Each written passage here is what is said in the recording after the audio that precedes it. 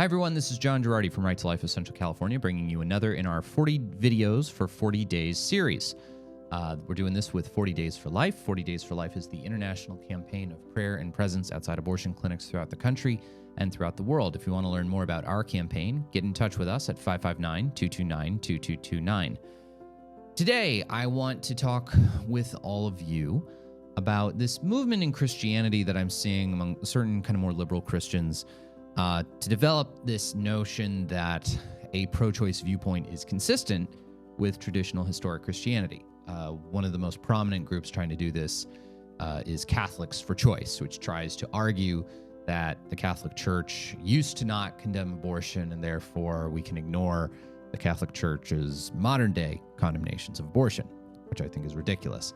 I want to sort of argue against these positions by talking a little bit about the history of Christian and Jewish practice as it relates to abortion, Christian and Jewish belief as it relates to abortion, and to show the sort of continuous consistency of Christianity in its opposition to abortion from the very beginning.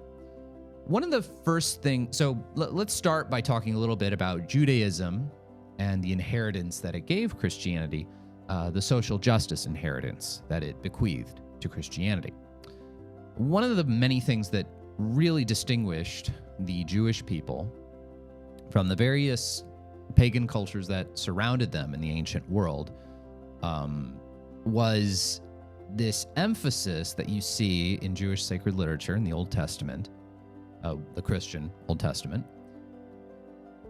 This emphasis that you see in caring for people who you would otherwise think in the rest of the pagan world as being nobodies, as being little and of no account.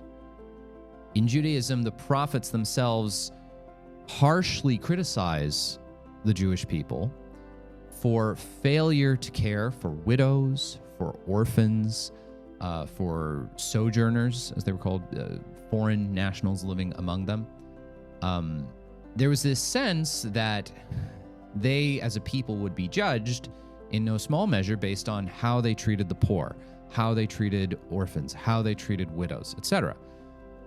In the rest of the pagan world, there wasn't this sense of the dignity of individual lives and the dignity of unaccompanied women and orphans and the poor.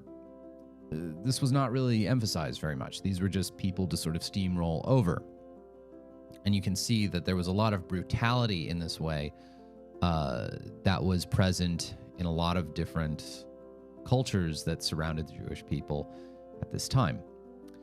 One of the ways in which Judaism and then Christianity exemplified this concern for those who were small, weak, and of little account was in the conflicting, contrasting attitudes towards the practice known as exposure. Now, in the ancient world, there weren't a lot of great methods of birth control, all right? There weren't a lot of great methods of contraception, and abortion itself was very, very difficult to do without seriously threatening the woman. In a pre-antibiotics world, basically your only options were to give the woman some kind of poison that was just as likely to poison her as the baby, or externally hit the woman to induce a miscarriage, which could also be very dangerous for the woman, or try to do some kind of crude surgical procedure that had a huge risk of infection for the woman. So the chief way of performing birth control, and we have a lot of Roman records sort of indicating that this was not an uncommon practice in the Roman Empire or the Roman Republic, was the practice of exposure. Basically, the baby's born, you decide you don't want the baby for some reason or another, and you just leave the baby. You leave the baby outside somewhere. Let the baby die of starvation or the elements or attacked by wild animals, or hopefully leave the baby out there and some kindly person comes along and picks up the baby and takes the baby in. But exposure was a common method of birth control in the Roman world. And it's something that was clearly rejected by the Jewish and Christian peoples of the Roman world. We can see in this work that was written in Greek called the Didache. The Didache was a first-century document summarizing the belief of the Christians of the time. And it has a lot of interesting things in it. One of the things it mentions is the opposition of the Christians of that time to, at the same time, contraception, abortion, and infanticide, obviously a reference to exposure.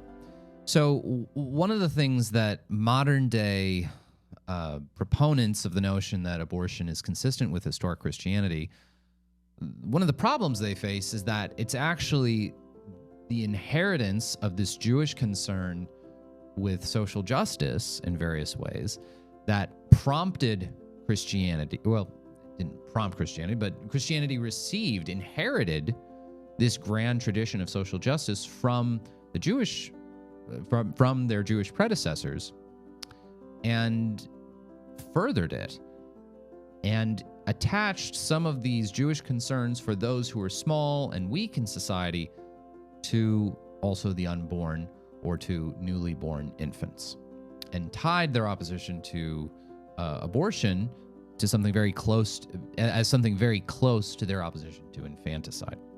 When we return, we'll talk a little bit about views on abortion in the Middle Ages and how it connects to ancient views about when human life began, which was a much more difficult question than people realized at the time. For Right to Life, I'm John Gerardi.